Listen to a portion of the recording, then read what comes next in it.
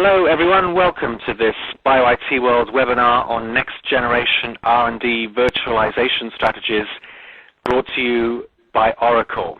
My name is Kevin Davis, the Editor-in-Chief of BioIT World. We're delighted that you could join us. In just a minute or two, I'll introduce our two special guest speakers for this webinar, Kate Moss from PricewaterhouseCoopers in the UK and Chris Dagdigian from the Bio team. First, let me just set the stage for what we're going to be discussing in the next hour or so. The pharmaceutical industry is facing fundamental challenges. Drug approvals are stagnant, blockbuster patents are expiring, and while the pipelines are fairly full, the quality and safety of what is coming out of those pipelines is certainly open to question. Traditionally, pharma R&D was performed within the walls of a single company, but since most experts agree that innovation is more likely to emerge from smaller, nimbler organizations, it behooves pharma to investigate more of a multi-hub, integrated and networked organizational structure that can foster innovation not only from inside but also from various scientific and licensed partners, academic centers, and even CROs. Rather than confining creativity, the new model showcases an exciting kinetic network of skill centers together with a global network of clinical development sites. In today's webinar, then, we hope you're going to take away an understanding of some progressive ways to reshape a life science organization's R&D processes. That'll be what Kate will primarily talk about in the first half of today's webinar, as well as an appreciation of how IT, information technology, is a huge enabler to the virtualization of R&D, and that will be Chris's subject in the second half of the program.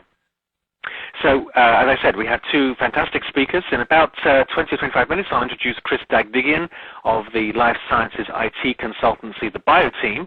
But first, it's my great pleasure to welcome all the way from the UK, Kate Moss, who is Director of European Pharmaceutical and Life Sciences Advisory Services for PricewaterhouseCoopers, or PwC.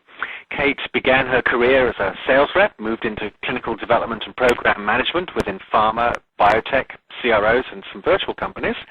In 2000, she moved into consulting, and she's now a director at PwC, leading the European R&D practice. She works with pharma clients on managing change and general R&D performance improvement, and has been closely involved with the recent Pharma 2020 publications from PwC, and you're going to hear about that now. Kate, it's great to have you with us. Thanks for being there. Thank you very much, Kevin. So hello everybody. I'm going to take you through the Pharma 2020 Virtual R&D paper. This is the second paper in our series. We've done a number of other papers subsequently looking at commercial and sales, as well as some of the new business models, some of the tax implications as well. But this really drives the R&D paper. We felt really was one of the drivers for the change that the industry has to look at. So if we move to the agenda, I'm going to take you through some background on the dynamics and the environment and the key challenges for the pharmaceutical industry that we see today and what's happening for 2020. Then we're going to start looking at innovation. We're going to see what we need to know about ourselves. Also expediting development, so how is development going to change? And then a bit of a theme around collaboration and what that's going to mean to bring treatments to the market. And then we're going to finish with the imperatives for change.